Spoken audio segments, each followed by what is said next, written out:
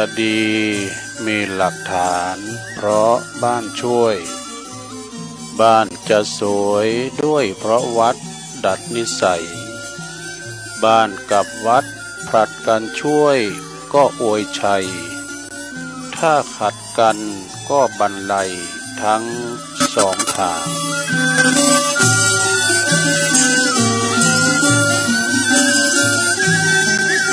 ขอความนอบน้อมแด่พระรัตนตรัยอันมีพระพุทธพระธรรมพระสงฆ์เป็นสรณะที่พึ่ง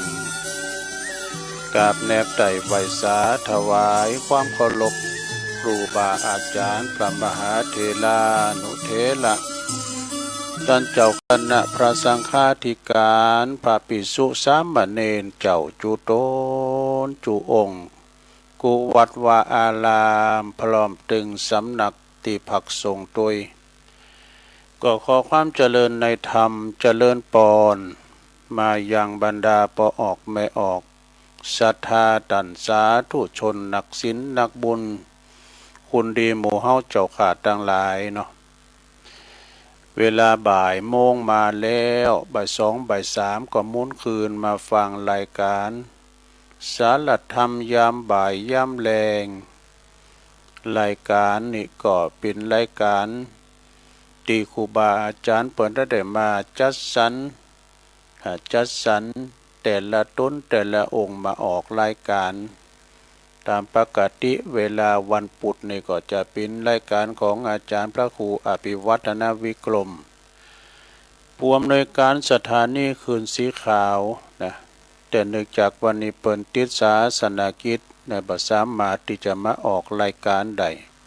ก็เลยมอบหมายถวายเวลาตุลุงได้บริหารเวลาไปซึ่งวันนี้ก็ตุลุงก็ได้มานั่งจัดรายการอยู่ที่บุญห้องสงฆ์ของวัดพระธาตุดอยน้อยตำบลดอยหล่ออำเภอดอยหล่อจังหวัดเชียงใหม่เนาะท่ามกลางอากาศมันร้อนนะแต่มีคุณอยู่บ้านอยู่จ้องไปแอวงานไปแอวน้ำตกกันหมดจ้ะแอวปีใหม่กันจ้ะก็บอกว่าจะเป็นครูบาอาจารย์เนาะที่เปิ้นอยู่วัดอยู่ว่าก็จะมีปอออกศรัทธาก็ดีต่างลูกศิษย์ลูกหาศรัทธานาบุญมาสะเก่าดำโหมาตานก็เข่าก้านี่มาสุมาคารวะนะเพราะว่าเป็นจารีตเหตุหอย อันดีอันงามเนาะที่ครูบาอาจารย์ได้ประพฤติปฏิบัติกันมาสืบตามกันมาแต่ก่อนอ้อนมาอย่างที่วัดพระธาตุดอยน้อยนี่ก็มาหลายคณะเด้อเพราะว่าจะเป็นคณะพระสงฆ์แต่ละวัดที่เปิ้นมากันแห่กองกันมาพระน้อยนางต่างหลังก็หันว่าปิเหมือนกันเด้อ เขาถ้าได้โฮดน้ำมันก็จะโมนเขาเนาะ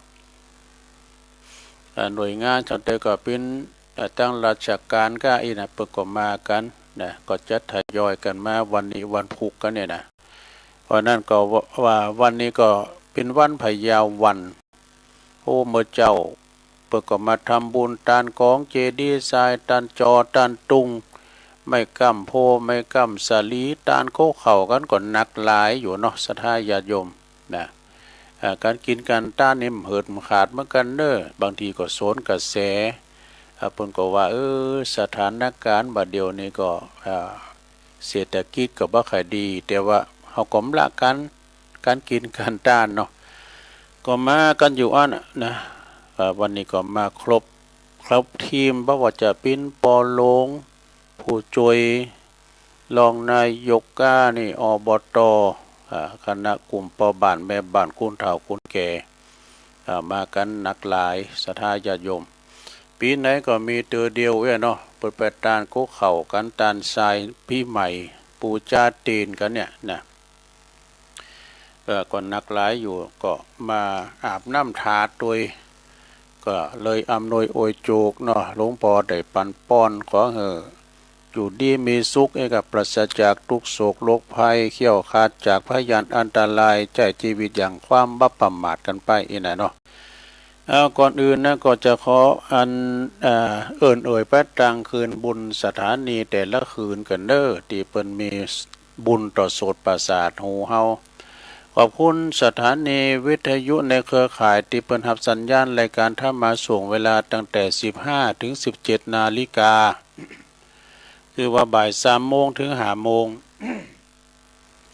ก็ขอบคุณสถานีวิทยุคลื่นธรรมะของชุมชนวัดห้วยตองซักเนอร์ FM 98.75 เมกะเฮิรตซ์เนาะขอบคุณสถานีวิทยุคณะสงฆ์อำเภอฝางจังหวัดเชียงใหม่ FM 88.50 เมกะเฮิรตซ์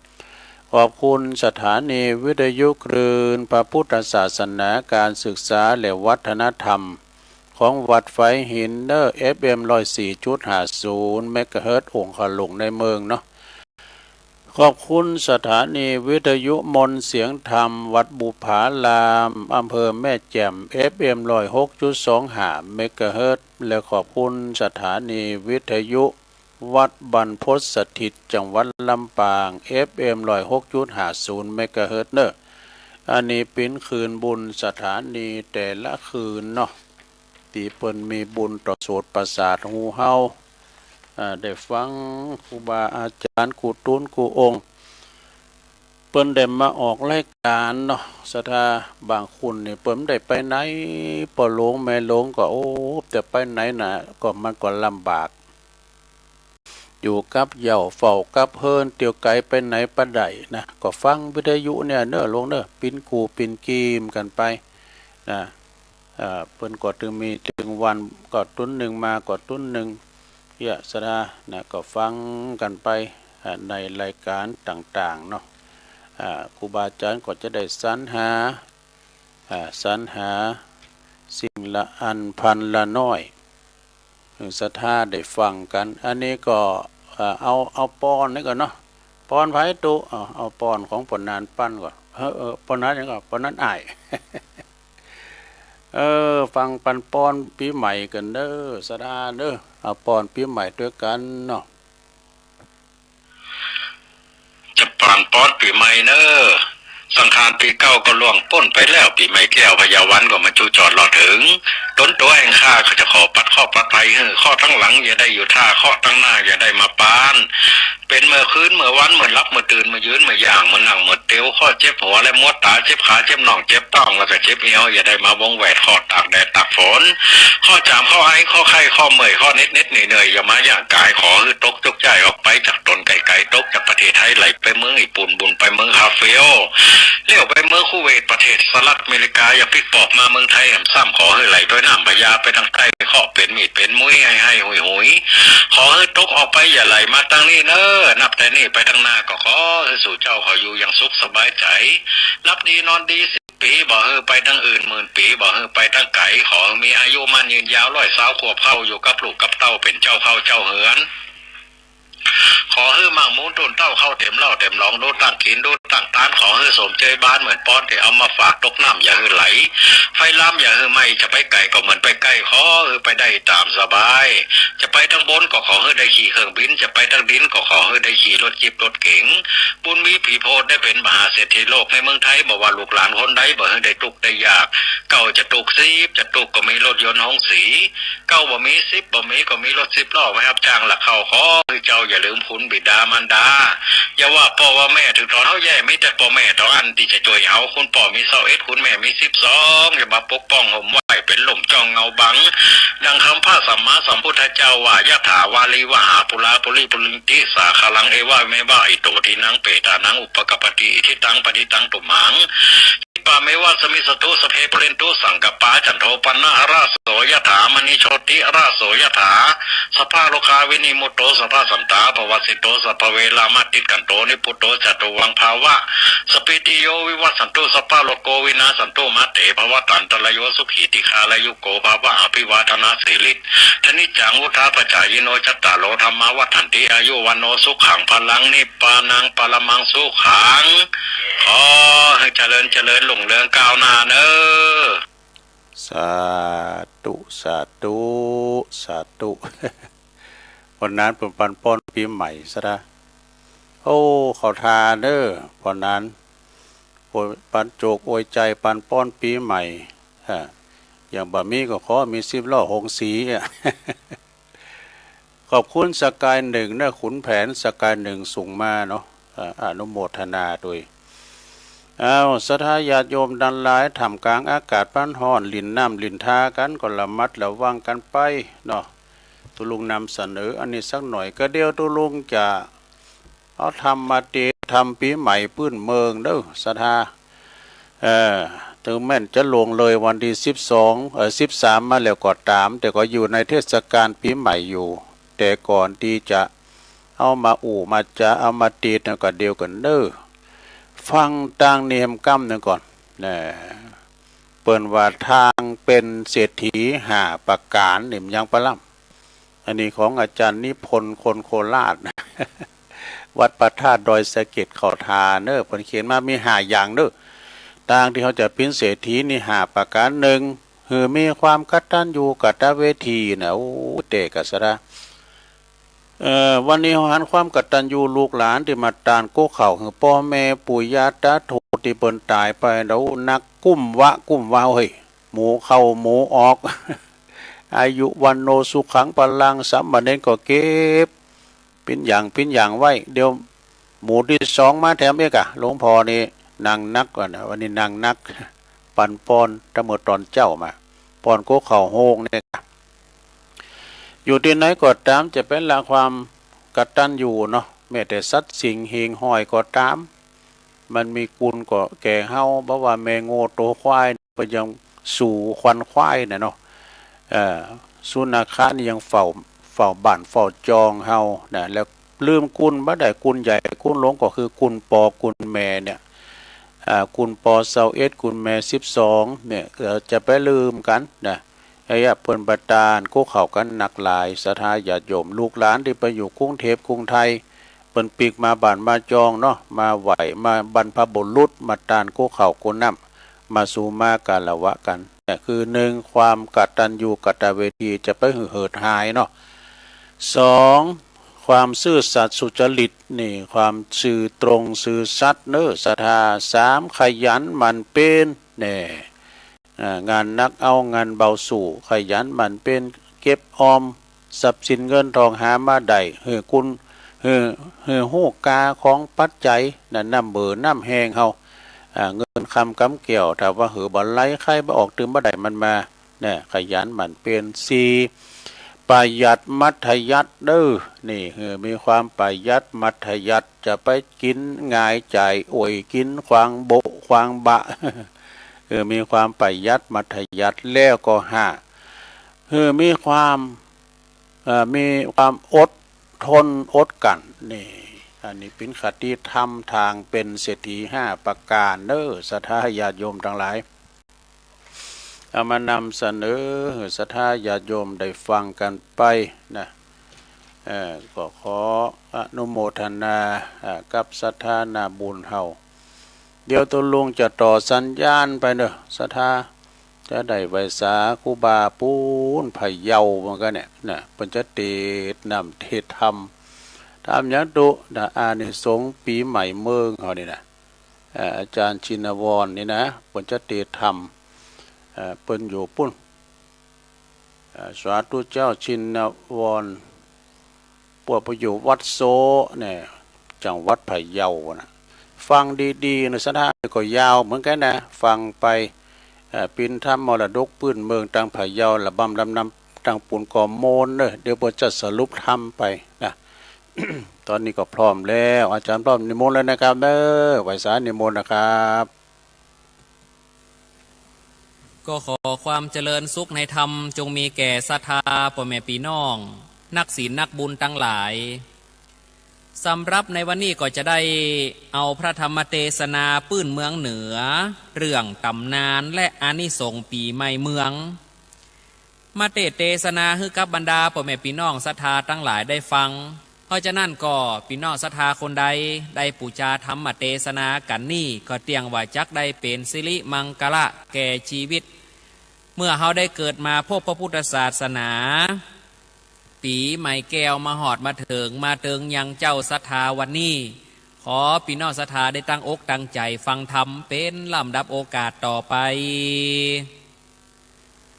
นะโม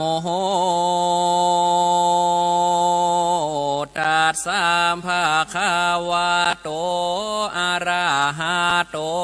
สัมมาสัมพุทธัสสะเอวัมเมโสตังเอกังสัมมายังภะคะวะสาวา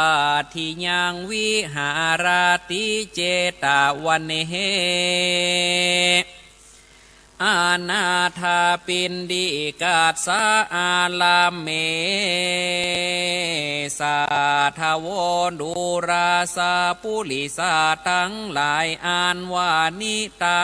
นาวาจานางอันนี้หากเป็นกรรมแห่งมหาอานันตาเถนเจ้าหากได้กล่าวไว้ที่ท่ามกลางนาภิกขุเจ้าตั้งหลายก็มีวันนั้นแหละนะฮะภากาวาอันว่าพระโพธาเจ้าแห่งเฮาก็สุขสัมหันในป่าเจตวันนาอารามอันเป็นอารามแห่งนายอนาถาปินดิกามหาเศรษฐีสร้างถวายเป็นทหารอันมีที่ไกลเวียงสาวัตถีโดยอลิญาปาตะตั้งสี่ก็มีเลอาทาในกาลานั้นเราพญาเจ้าป่าเสนาทีโกสลาลาจาก็ป่าเสนาและอามาตตั้งหลายเข้าไปโสยังนาติโยพระพุทธทาเจ้าแล้วก็ไว้สาถามพระพุทธเจ้าว่าพันเตภะกาวาคาเดพระพุทธเจ้าอันว่าพาสุลิญาอาทิตย์อันตั้งอยู่ในลาสีมีนั่นปล่อยสลาเดชไปโสยังลาสีเมตนั่นเล่าอันอาจารย์โหราเจ้าตั้งหลายหากได้กฎหมายไว้ว่าเป็นวันสังขารลองและนะฮะเตจนาอันว่าคนตั้งหลายยิงใจล้างพองก็เป็นพญาติจีบใครได้ป่วยกันมากนักล้างพองก็ได้ตายไปนะก็มีมากนักจะเลลางขาบหมู่เสนาและอามาตั้งหลายก็มีใจโกรธเลวบ่ตามกองศีลธรรมคนยิงใจลางพองก็ปากันมากระทำบุญฮือตาหารหากษาศีลฟังธรรมการมากนักก็มีเลยังมีพลาอานิสงส์เป็นดังหรือจะหาเมื่อนั้นพระโพธาเจ้าก็กล่าวว่าดุลามหาราชเจ้าอันว่าปุกนาคาลายิงใจฝูงได้นะก็ดีกันถึงปีใหม่มาฮอดแล้วก็ได้อาบน้ำสำลักเงียไขแห่งตนแล้วก็ไปพาสุ่มจุ่มนมกันที่ในวัดวาอารามอันมีน้ำอบน้ำหอมเข้าตอกดอกไม้ไปน้อมไว้สักการะปูชาพระพุทธเจ้าพร้อมกับตังละภิกขุตั้งหลายดังอันก็จักมีพาลานิสงส์กว้างขวางมากนักแลปุคลาผู้นั้นก็อาจกำจัดเสียยังนะพญาติโรคาข้อเกณฑ์เวนนะอุบาท ตั้งมวลจักได้สุขสัมหานใจบานทุกเมื่อแลเมื่อนั้นพญาปาเสนาโกสาลาลาจานะก็ย่อมือสาถามพระพุทธเจ้าแถมว่าเมื่อนายพาสุริยาอาทิตย์ย้ายเข้าสู่ยังลาสีเมตรแล้วดังอันว่าคนตั้งละหายลางพ่องนะก็ตายกันเขาอยากน้ำลางพ่องนะก็สุขสัมหานบานหวานใจมากนักลางเตื้อบานเมืองก็แห้งแล้งฟ้าฝนนะบ่ตกต้องตามฤดูกาลลางเตื้อก็ไฟไหม้บ้านไหม้เมืองเฮือสิบหายก็มีหันเลอันนี้จักเป็นโดยเหตุดังเรือจาเมื่อนั้นนะพระโพธเจ้าก็กล่าวว่าดุรามหาราชอันว่าพาสุริยาเทวบุตรย้ายจากลาสีมินเข้าสู่ลาสีเมษดังอาจารย์เจ้าหนโลกกล่าวว่าวันสังขารลองว่าอันจะเลการว่าปีใดสุริยาเทวบุตรนั่งไปดังปีนั้นคนตั้งหลายจากกันเขาอยากหน้ามากนักและการว่าปีใดสุริยาเทวบุตรนอนไปดังเสนาอามาตย์ย่อมมีใจโกรธเลี้ยวแก่เจ้าละพญาไฟจากไม่บานไม่เมียงจะเลดูลามหาลาชการว่าปีใดสุริยาขาเทวบุตรยืนไปดังคนตั้งหลายจักโยดีมีสุขมากนักนะบ่ยาจ้าและนะตีนี่จากเล่าถึงวันสังขารลองก่อนการว่าสังขารลองไปวันอาทิตย์ขี่นาคไปมือเบียงซ้ายถือค้อนเล็กมือเบียงขวาถือปืนลูกจากหนวันออกไปโซหนวันโตกแจงใต้มีนางนาไทยเจอสิริน้อมฮับเอาปีนั่นฝนจากดีหัวปีกลางปีจากแล้งแมงบงจากขวีต้นข้าวไม่ยังขาวเป็นใหญ่และแกไม่ตั้งหลายขวัญเข้าโยไม่ฮักลาเป็นใหญ่แก่สัตว์สี่ตีนนกยุงเป็นใหญ่ละแก่สัตว์สองตีนคนเกิดวันอังคารจักมีข้อคนเกิดวันศุกร์จักมีโจกของเหลียงของขาวจักแปงของแดงจักถูกปีนี้ดำหัวหื้อวายนาไปหนวันโตกจากใดโยสุวัสดีบ่ยาจ้าและนะการว่าปีได้อันว่าสังขารล่องไปวันจันทร์ขี่ยังคุดไปลูกหนจากอีสานไปสู่หนหรดีมือเบียงซ้ายถือหอกเมื่อเบียงขวาถือขอจ้างมีนางมาโหสถานั่งย่องเยาะฮับเอาปีนั้นฟ้าฝนจากดีคนจากเป็นพญาติโลกามากนักพักกลุ่มนาเป็นใหญ่และแกไม่ตั้งหลายขวัญเข้าโยไม่เดียคนเกิดวันพัดจักมีข้อคนเกิดวันศุกร์จักมีโจกใหญ่ของขาวของแดงจักแป้งของเขียวจักผูกดำหัวหื้อวายนาไปหนวันตกจวายใต้จักอยู่ดีมีสุขจะเล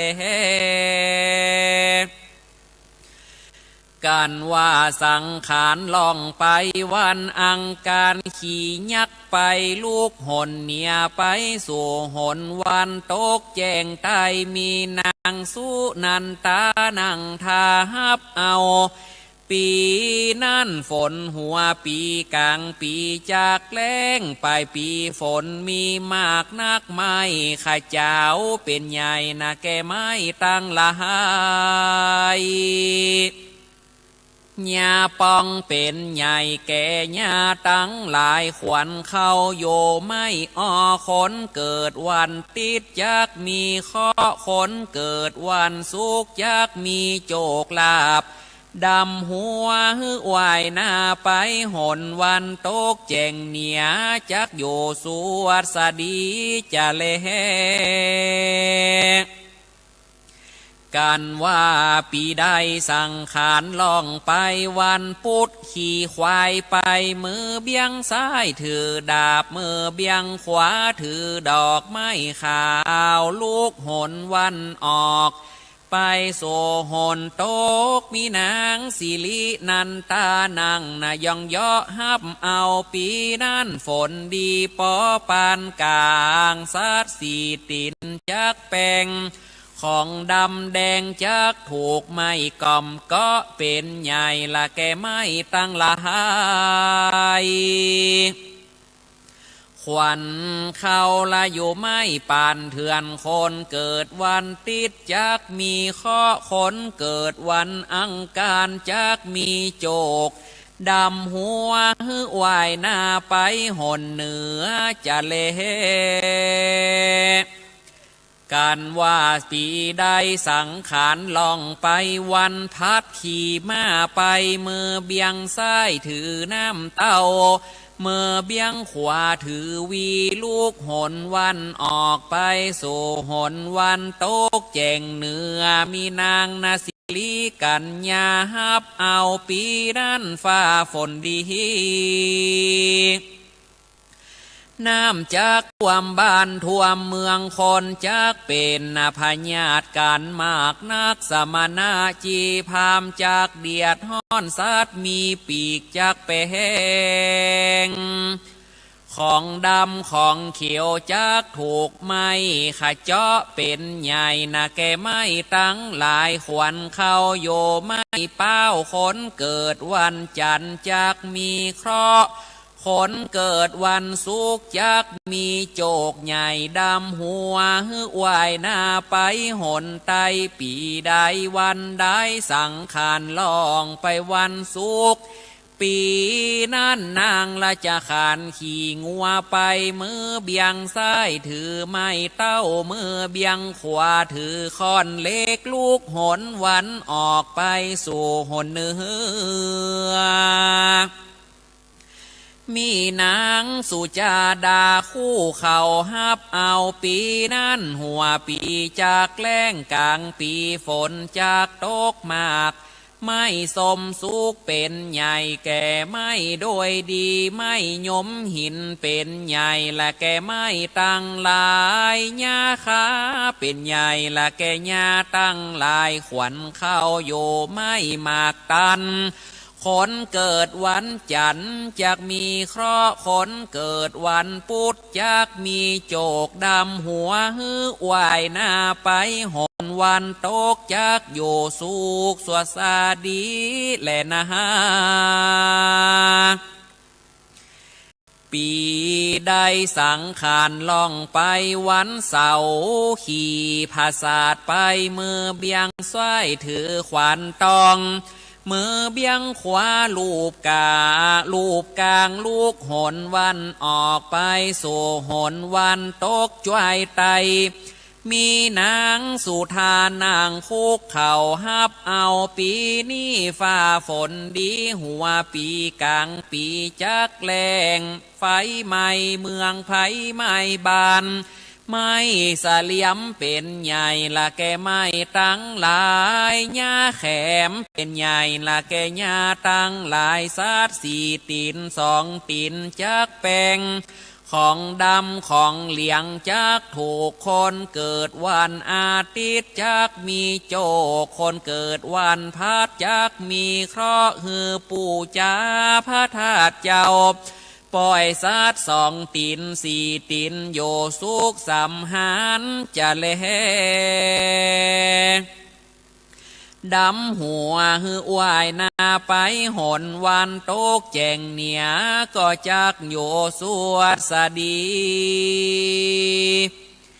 ตีนี่จะกล่าวถึงตำนานปีใหม่ก่อนแลผู้มีพระญาเปิงหูดังนี่เตออาทิเตกาเลไนกาละหลวงแล้วมาก่อนดังอันยังมีเศรษฐีสองผัวเมียมีเข้าของสัมปัตติมากนักเต้าว่าบ่มีลูกเต้าปุตตาโปตีไว้เสิบขกุลตีไก่บานเศรษฐีนั้นยังมีผัวเมียโกหนึ่งเป็นคนทุกข์ยากไร้อนาถาหาเจ้ากินคำอันว่าสองผัวเมียนี่เล่ายังมีลูกเต้าไว้สองคนพี่น้องใจผู้เป็นป่อนั่นจากถงเราบ่ขาดเติงวันจะเลยังมีในวันหนึ่งใจผู้นั้นมันได้ถงเล่ามากนักมันนะก็กล่าวเสิงเศรษฐีว่าดุราตานเศรษฐีเฮยตานนี่นามั่งมีมั่งตนเต้ามีเข้าของเงินคำสำนาปฏิมากเต้าหาว่าบ่มีละพโยชน์จะน่าอันใดส่วนว่าตัวเฮานี่นาถึงทุกไรก็ยังดีกว่าต้านมากนักเลยเหตุว่าเฮานี่มีลูกเต้าไว้เสิร์ฟแทนขากลส่วนว่าเศรษฐีนั้นก็กล่าวเสิงว่าเฮานะบ่มีลูกเต้ายิงใจเฮามีเข้าของหลายไว้ใจบ่หันว่าจากได้เคียงขี้และสู่เฮยส่วนว่าใจขี้เหล่านั้นเราก็จะกำไปว่าโดลาตานเศรษฐีเฮยกันว่าตาได้ตายหนีไปพลากหน้าอันว่าเข้าของเงินคำตั้งหลายก็จากตกเป็นสาทานตายปังเปล่านาแลตานเฮยเมื่อนั้นเจ้าเศรษฐีได้ยินกำใจผู้นั้นกล่าวละมีใจใครได้ลูกเต้าไว้เสิร์ฟขากลแทนก็ปากันไปกระดำยังนาภารียากรรมขาบไว้ปืนเก้าไม่โปสไลวิงวอนขอลูกเต้าต่อรุคาเทวดาเจ้าก็มีแลส่วนว่าเทวบุตรเทวดาอันหักษาโยเก้าไม่หูว่าเศรษฐีมีศีลมีธรรมบ่ขาดดังอันก็ไปบอกเล่าต่อตนเจ้าอินตาหูจูประการส่วนพาญาอินตาหูแล้วก็บอกจ้าหีบสาละเดชไปขาบไว้ขอเทวบุตรเจ้าตนละมีบุญลงมาเกิดเอากำเนิดต้องนางเศรษฐีกันว่า10 เดือนมีมาหอดแล้วเล่านางก็พาโสดลูกเต้าเป็นใจพ่อแม่จริงใส่เจอหมายไว้ว่าธรรมะปาละอาจารย์เจ้าตั้งหลายไว้ว่านามนี้เป็นผู้มีธรรมรักษาก็เปื่ออันเล ในกาละปายนาเจ้าธรรมปาละก็ได้เฮียนยังสัพปะสิปาอันว่าธรรมเจ้าธรรมปาละนานมีพาญาองค์อาจจบสลาดได้เปตต่างมวลสมัทธาหูยังเสียงนกหนูต่างตาตาในกาลานั้นเล่ายังมีมหาพรหมเจ้าเจอกะปินลาตนองค์อาจหูว่าเจ้าน้อยนาธรรมปาละกุมารมีพญาเจียงคานจบสาลาตนเต้าองค์อาจก็มาอิดสาคอยนวลมากนักก็สาลาเดชมาโซยังตีโยธรรมปาละบ่จาแล้วก็เอ่ยธรรมยังปิศานาว่าโดลากุมารเฮ้ยหนุ่มเนาเฮาหูว่าเจ้านี่นามีพระญาปัญญาองค์อาจเหตุนั้นเฮาใครถามปิศานานะว่าโดลาเจ้าเท่าสมถะแค่แก่นี่เฮานี่ใส่จักตัดหัวเฮาฮือขาดกันนะว่าเจ้านี่บ่อาจจักแก่ได้ยังปิศานาหอดจิตวันมาคบควายแล้วดังอันขอแห่งเจ้านั่นเตียงว่าจะขาดเป็นผีอันว่าปิศานานั่นมีดังนี้เล่าเกอว่ายามเจ้าสิริเกอว่าลาสีคนเฮาโยตีนายโบสทัดไปยามกลางวันนะสิริเกิดลาสีคนเฮาโยตีนายบททัดสามไปว่าย้ำคำนั่นเล่าสิลิเกิดลาสีแห่งคนนุ่มเท่าโยตีไหนนั่นจะหากันว่าเต้ากะปินลามาหาพรหมจ๋าก้าวแล้วก็กาดแก้วหายไปก็มีเลตีนั่นธรรมปาละกุมารนานเล่าได้ฟังปริศานาแห่งพรหมมาเจ้าไข่ปันก็มีใจตันกีดจอมเหตุว่าบ่อาจจะแก้ยังเปศนานั้นได้ตลาบต่อเต้าดาหอดจิตวันควายตึงมหาธรรมปาลานั้นนาเกิดสันได้ก็บ่ออกเป็นดังน้ำมาหยอกหัวใจเจ้าหีบกะไกไปยังโยตีปืนเก้าไม้ปอสไลใหญ่กว้างอันเป็นตีโยสร้างแห่งสากุณาตั้งหลายตีนั่นยังมีนกฮัดสะดีลิงสองตัวผู้แม่ตัวใหญ่แต่มีงวงงาปานดังจ้างก็มาโยสร้างหังมันตีนั่นนกตัวแม่ก็จะทำกรรมไปว่าดูลาสู่เห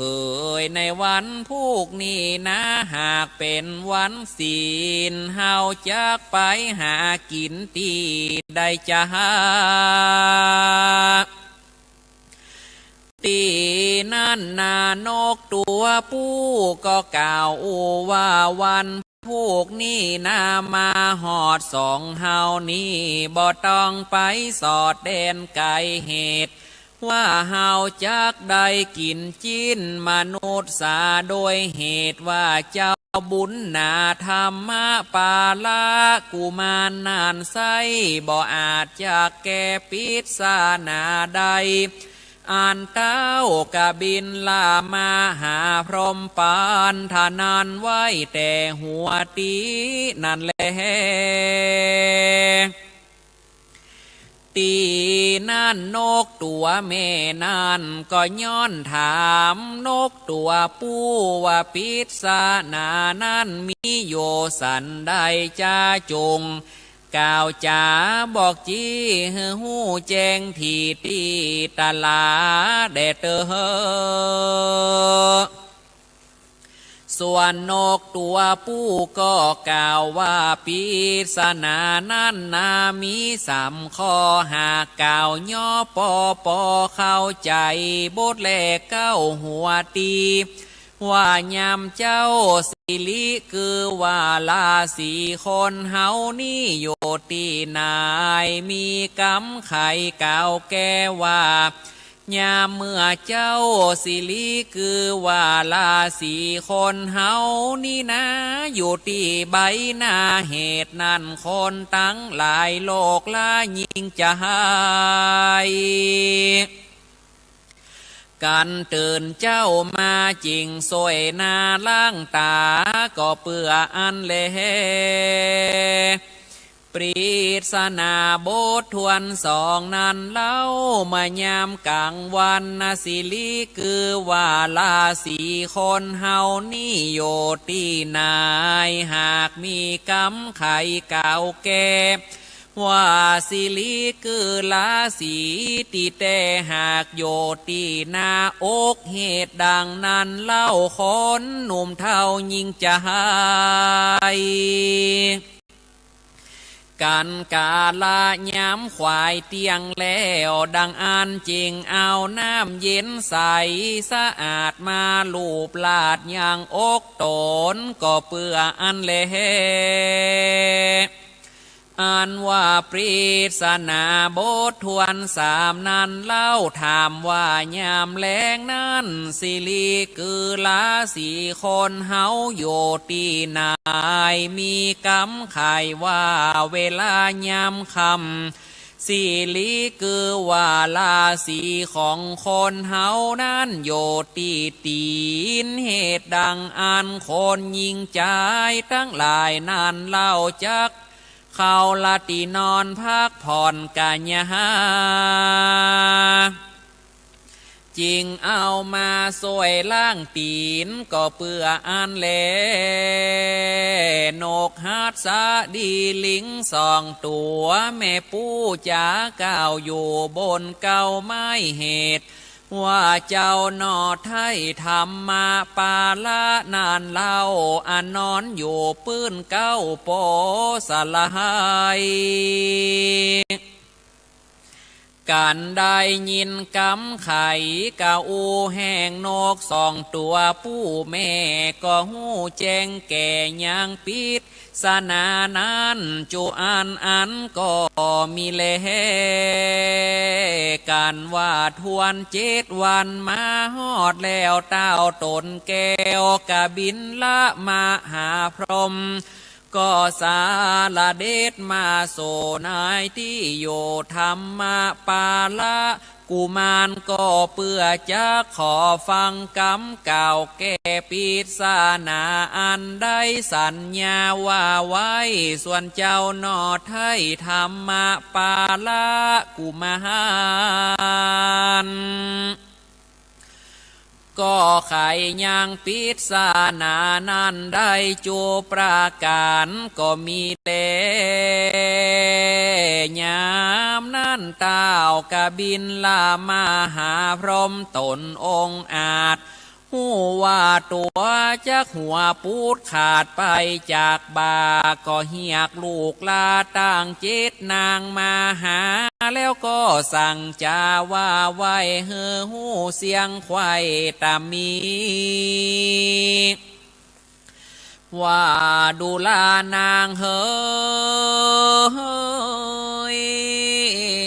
ลูกสาวสาลีของป่ออันว่ากาลายามนี้เจ้าหนอจงได้ฟังอันว่าหัวของป่อนี่นะขาดแล้วฮือลูกแก้วเอาขันมาใส่ไว้อย่าฮือใดตกลงไปนา การว่าหัวปอนีนาตกลงใส่ป่าทวีจักเป็นนาคีไฟลูกไม้การว่าตกลงใส่ละแม่น้ำสะคอนเฮอหูเสียงควายน้ำนี้จักแห่งเขินเป็นเกาะดอนบ่จ้ากันว่าเขาโยนขึ้นฟ้าไปบ่ฮอนฟ้าฝนจากบ่อตกแทงบานเมียงจากแห่งแรงบ่มีผ้ามานเหตุนานเฮือสาลีนงคานลูกปอไทยเฮอพาดเปลี่ยนกันเอาใส่ขันไปไว้ที่ทำใหญ่เขาไกลลาดอย่าฮือได้ขาดจูปีแดดเตอกันว่าเต้ากะบินลาพร้อมจะบอกโลกเต้าเจ็ดนางแล้วก็เอาดาบดามแก้วนาสลีกันใจตัดยังขอโตนบ่จ้าแล้วยืนยังหัวหือนางนอลาที่ดาอันมีน้ำจือซอยว่านางยอดซอยอ่อนน้อยตุงสาตาเตวีอันนาตาลงหูบงามดีผู้เป็นเก้าเอาขันใส่ยังหัวป่อเจ้าแห่แห่นกันไปสู่โด่งไพรเขาไกลราดบ่ได้ขาดจุวันปีใหม่ก็มีวันนั้นแหละนะฮะการว่าลาจาทีดาแห่งเต้ากะบินล่าพร้อมตังเจ็ดนางนานเล่านางโพเป็นเก้าเจอตุงสาเตวีนางผู้ทวนสองจื่อนามีว่าโคลาสัตสานางผู้ทวนสามจื่อว่านางราคะสัตสานางผู้ทวนสี่จื่อนางมนทาเตวีนอนเอานางผู้ทวนหานี่เล่าจื่อว่าสีลินีสาลียอดซอยนางผู้ทวนหกจื่อนางอ่อนอ้อยกิมินทานอไทยนางโพทวนเจ็ดนี่ไส้เจอว่านางมโหตระบุญนากันว่าสังขารมาไขว้หอดนางแก้วยอดตั้งหลายก็พันพายกันเอาขันใส่ยังหัวป่อพรมนอไทยแล้วแห่กันไปบ่ขาดจูปีแลนะฮะตีนี่จักจะเล่าเถิงนิมิตเสียงเตวดาตั้งหลายหากสำแดงแก่โลกตั้งมวลโดยเสียงฟ้าห้องก่อนแลผู้มีพระญาเปิงหูดังนี่เตอคื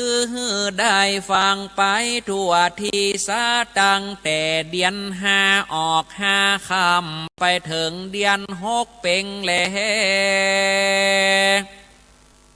พี่ว่าฟ้าห้องหนตะวันออกดังอันชื่อว่าเทวดาไข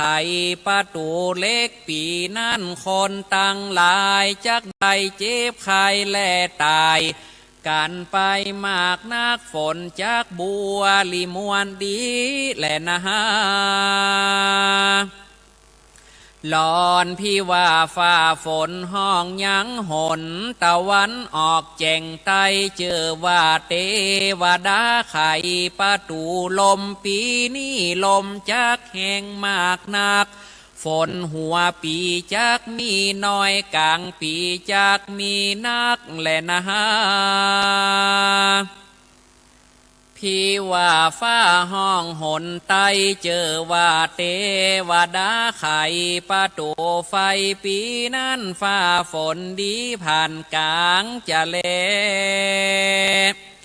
กันว่าฟ้าห้องหนตะวันตกแจ่งใต้เจอว่าเทวดาไขประตูหินปีนั้นฝนจักตกมากนัก กันว่าฟ้าห้องหนตะวันตกจื้อว่าเทวดาไข่ประตูคำปีนั้นฝนหัวปีมีน้อยกลางปีจากมีแลการว่าฟ้าห้องหนตะวันตกแจ่งเหนือได้เจอว่าเทวดาไข่ประตูตองปีนั้นฟ้าฝนดีคนจักโยสุขสบายกันว่าฟ้าห้องหนตะวันออกแจ่งเหนือได้เจอว่าเทวดาไข่ประตูดินปีนั้นฝนตกดีบ้านเมืองจุ่มเย็นเป็นสุขกันว่าปีใดฟ้าห้องหนเนี่ยปีนั้นฝนดีหัวปีบ้านเมืองจะเกิดศึกคนจักเป็นพญาติมากนักเฮอปู่จาไว้สาพระพุทธเจ้าเฮียเตอจักโยสวดสดีแลนะตีนั่นนะพญาป้าเสนาที่โกศลลาจาก็ย่อมือสาถามพระพุทธเจ้าในเมื่อสังขารล่องไปแล้ววันลุ้นดังอ่านคนตั้งหลายเล่ากันว่าเป็นวันเน่าดังอ่านทัดนั่นไปแถมวันหนึ่งนั่นจริงเฮียกว่าวันผาญาวันก็เป็นโดยเหตุสันใดจะหาเมื่อนั้นพระพุทธเจ้าก็กล่าวว่าดุรามหาราชในอาทิตาล่วงแล้วยังมีกับหนึ่งนอกศาสนาพระตถาคตยังมี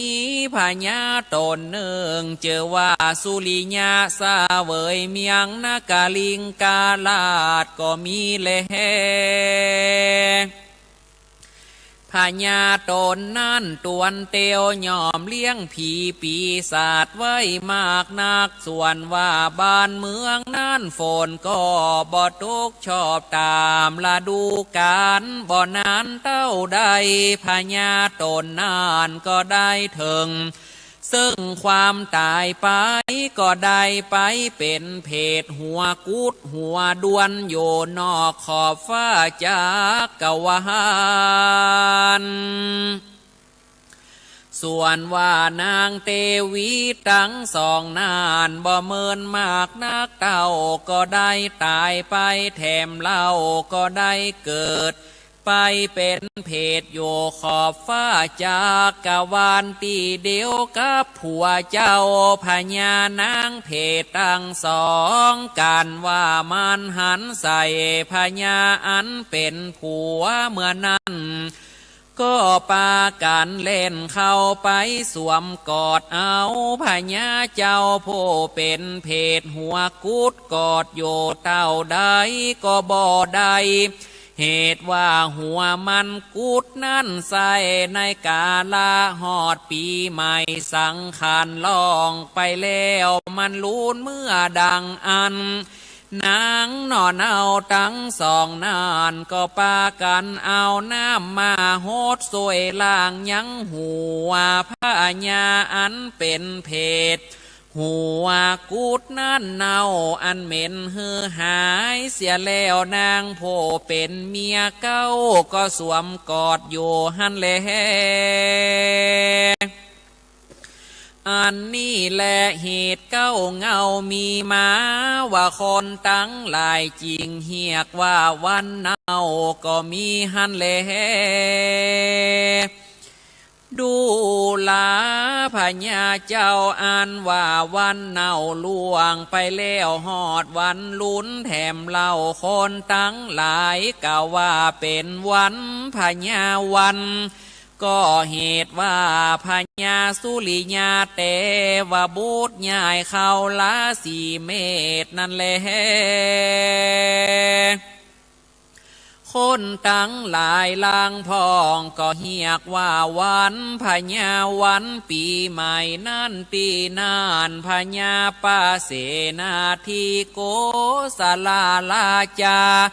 ก็ถามพระพุทธเจ้าว่าในเมื่อกาลาปีใหม่มาฮอดแล้วคนตั้งหลายก็ปากันเพลวกวาดบ้านจ้องหอเฮียนวัดวาอารามขวางเจติญาและขวางแก้วขวางไม้สาลีมาหาโพด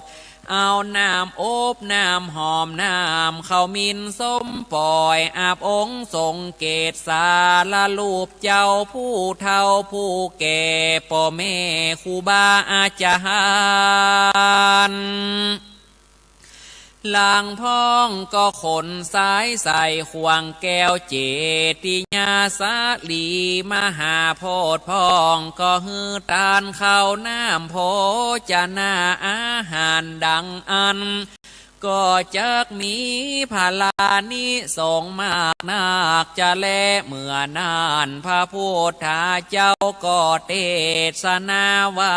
ดุรามหาราชตาปังปุญญังนามาอันชื่อว่ากะตำบุญนั้นย่อมมีพาลานิสงมากนักแก่ผู้กะตำจะเลการว่าปีใหม่มาฮอดได้ขนสายใส่วัดว่าอารามได้ปล่อยสัตว์ก็ดีจักมีพาลานิสงมากนักปานดังนาอุปาตินิตานลวงแล้วยังมีใจทุกนากาตาโพหนึ่งทุกยากไรแต่ว่ามีศีลมีธรรมบ่ขาดยังมีในวันหนึ่งนั้นเจ้าเข้าสู่ป่าเพื่อสอดล่าหายังพักได้หันยังสายขาวก็มีใจจมเจิญยินดีก็ได้ก่อเจติญางามบ่เศร้าแล้วเอาผ้าเขียนหัวตนอันเล่ามาแป่งจ่อตุงใจก็อธิษฐานใจ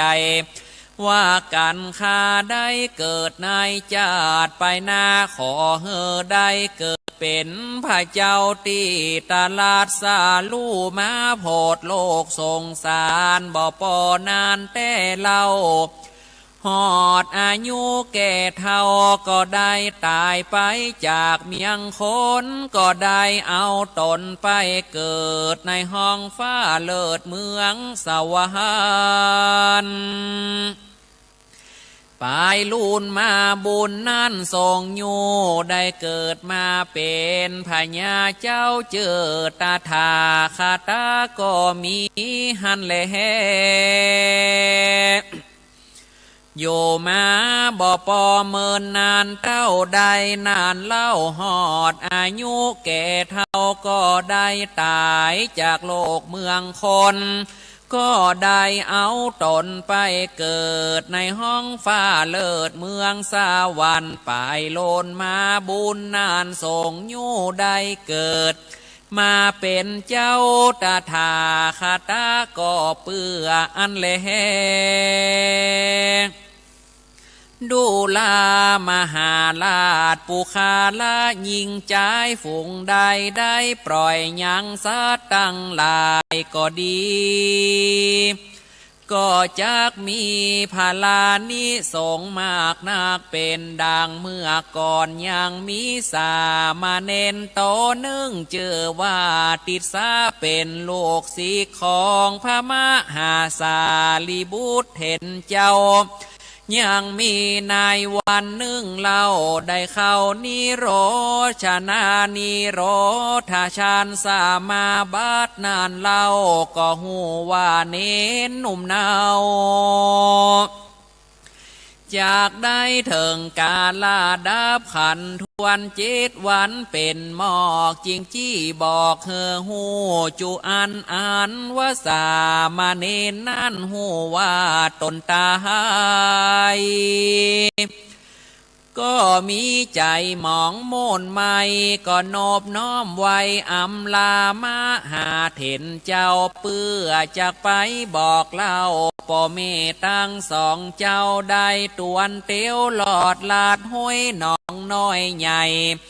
ก็ไปหันใส่ยังปูปลาหลายหลากอันโยหนองน้ำแห้งขอดดาตายเจ้าก็ขนิ่งหมายกึดสอดว่าปูปลานี่จากมวยหมอดดังตัวเฮาระหาเจ้าก็ได้นำเอาปูป่าไปปล่อยฮือป้นจากต่างหาตายก้อยกาดวำไว้อานิสงส์หลายอันผ่าเสดสามเณรผู้มีใจอันล่ำเลิศโดยเมตตาก็ป้นจากมรณากับมีกาญาจมเจิญปีติเตือนเจยบ้านก็มีแลดูลามหาราชเจ้าปูคาลายิงใจได้เอาน้ำอบน้ำหอมไปอาบองค์ทรงเกตพระโสสลายังพระพุทธโรปเจ้าเจติญาเจ้าก็ดีได้อาบน้ำดำหัวคนเฒ่าคนแก่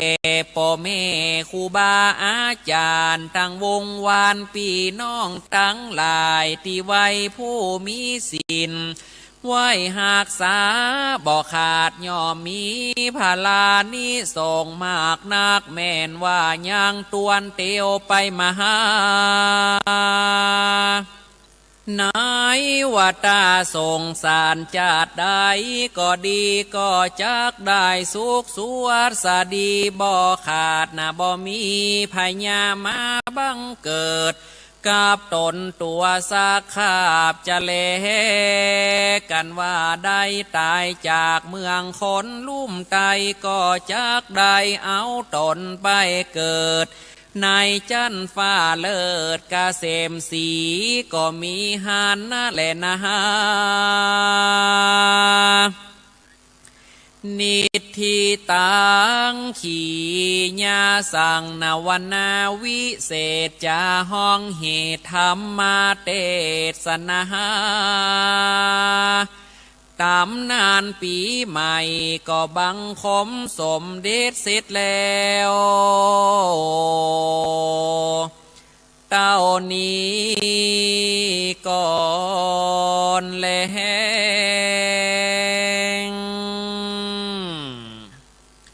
ก็จบลงไปนะพี่น้องศรัทธาในเนื้อหาสารธรรมกำเมืองอานิสงส์ปีใหม่ได้มาเทศน์ให้กับศรัทธาตั้งหลายได้ฟังวันนี้เนาะก็เรื่องทำปีใหม่นี่ก็จะสรุปให้พี่น้องศรัทธาตั้งหลายฟังในเนื้อหาสารธรรมนี่ก่อนว่าเปิดอู้ถึงเรื่องอะไรยัง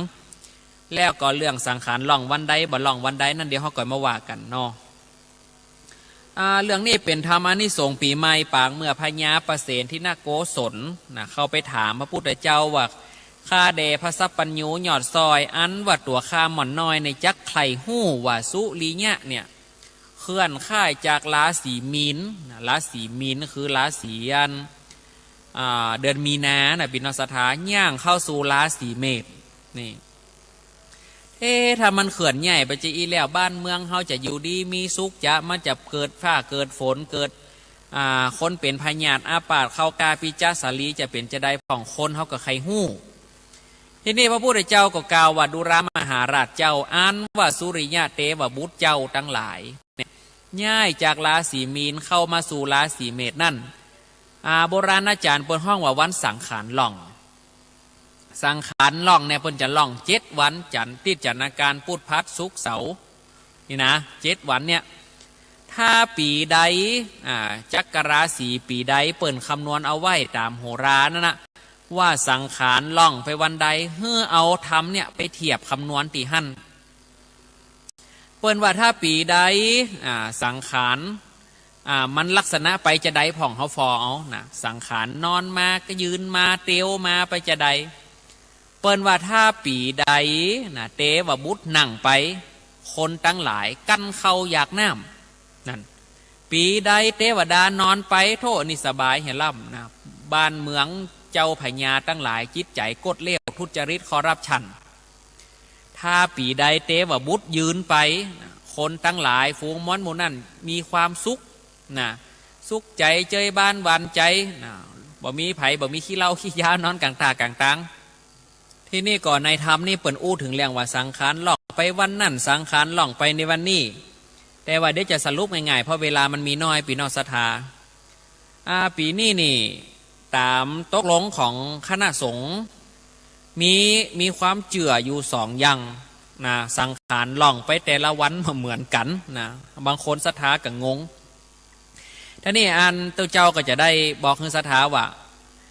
เปิ้นจะล่องไปวันใดนั่นเฮือไปถามเจ้าวาดเฮือไปตกลงกันดีๆว่าปีเนี้ยเขาจะเอาสังขารล่องไปวันใดเนาะอันนี้ก็บอกฮู้ว่าจะไป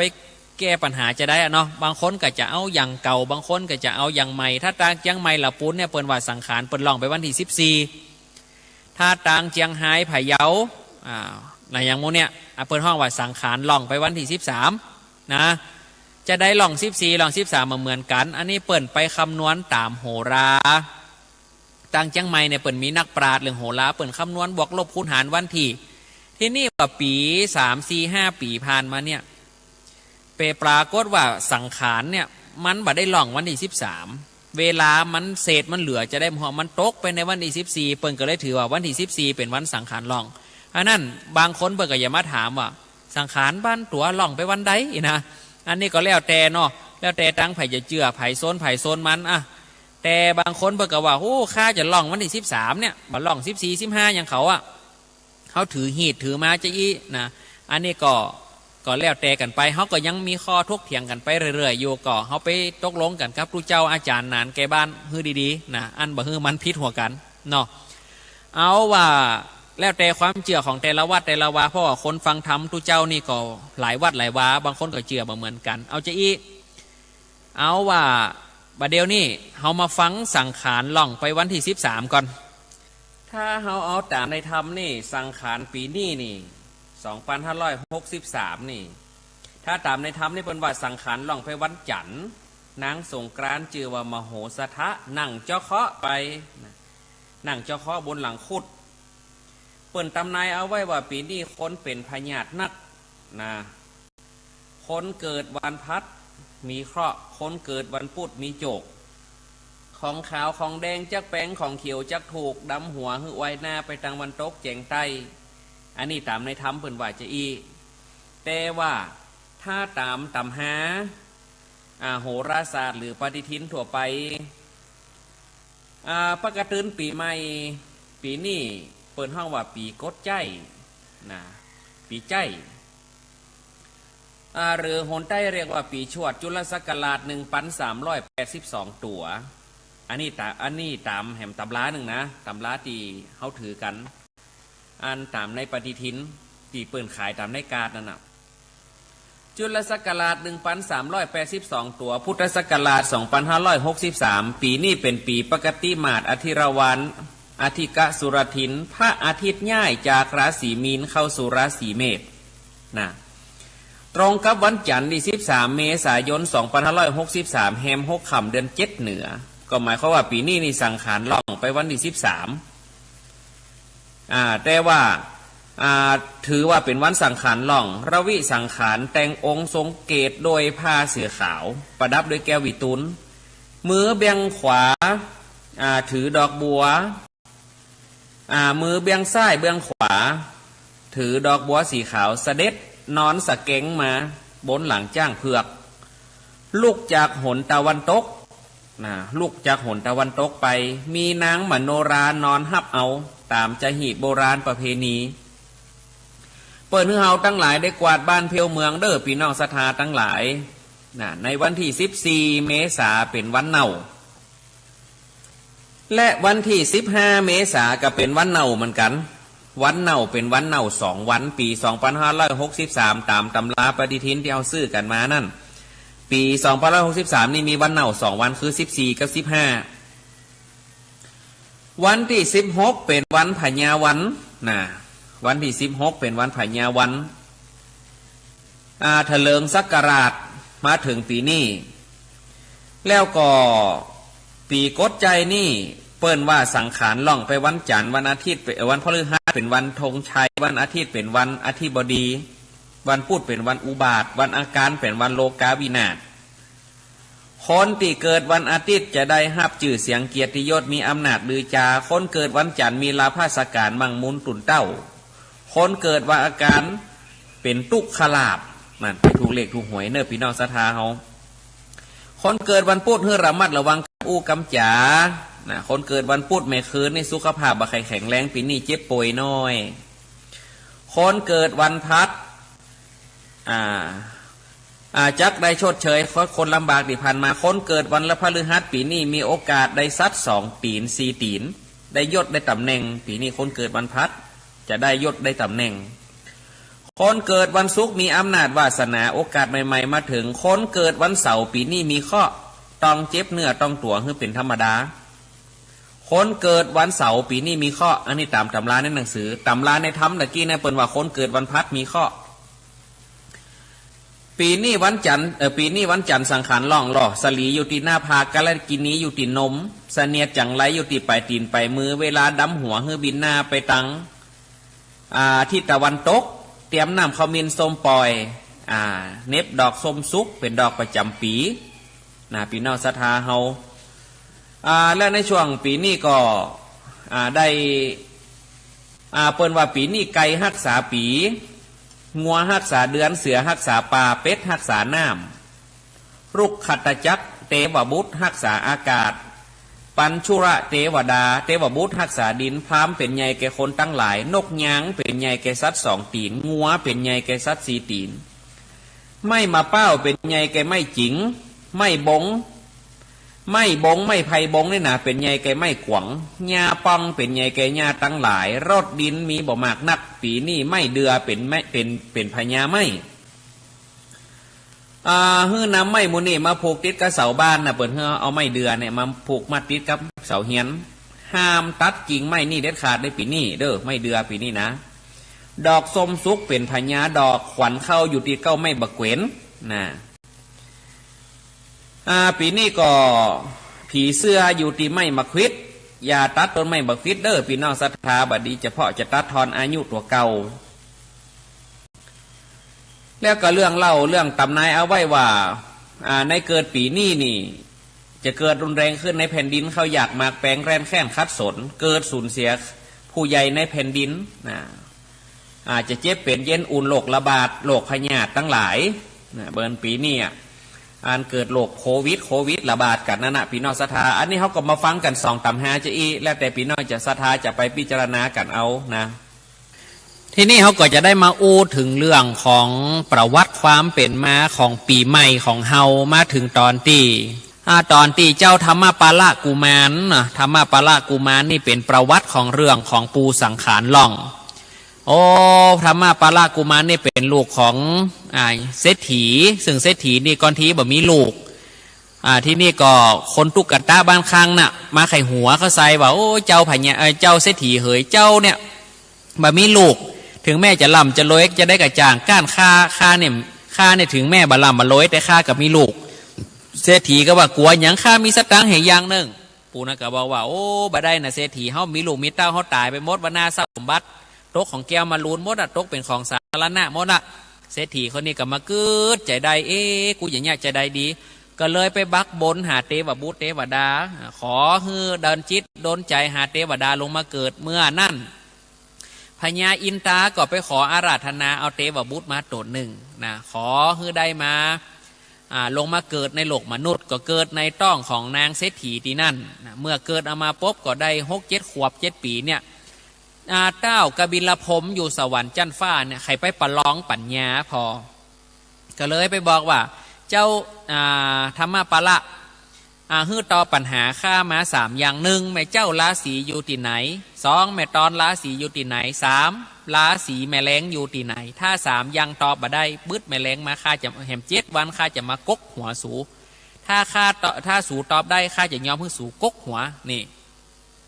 เมื่อนั่นก็นกเมื่อนั่นเจ้าธรรมปราก็กืดแม่เจ้าแม่ตอนแม่แรงลาสีอยู่ที่ไหนก็กืดใจได้อีครบจะ7 วันใจ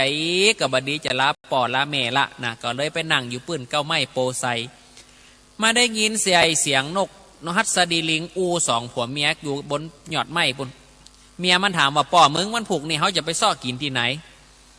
นกหัสดีลิงผู้เป็นตัวผู้ก็โอ้ยไปป้อยซ่อที่ไหนแม่มันเนี่ยก็กินเจ้าธรรมปรากุมารนี่กับวันผูกพญาผมจะมากกหัวโลเพราะหวานตอบปัญหาพญาผมมาได้ไม่ได้นี่ครบ7 วันละเมื่อนั่นก็นางก็ถามว่าโอ้แล้วมันเป็นปัญหาอย่างผัวนี่ก็ถามว่าโอ้มันเป็นอย่างสู่พญาผมเหมือนถามว่าแม่เจ้าสิริราศีอยู่ที่ไหน2แม่ตอนราศีอยู่ที่ไหน3แม่แรงราศีอยู่ที่ไหนมันอยู่ที่ไหนอ่ะกับแม่เจ้าราศีมันอยู่ที่หน้ากะเอาลูกมาเขาก็ล่างหน้าล่างตาไผ่บาล่างหน้าล่างตากับหน้ามนโซโหมันโปยาคืนนะ2แม่ตอนเราอยู่ที่ไหนราศีอยู่ที่หน้าอกเขาห่อนมาเอาน้ำเขาพระภายหน้าอกจุ่มเนื้อเย็นใจดีมา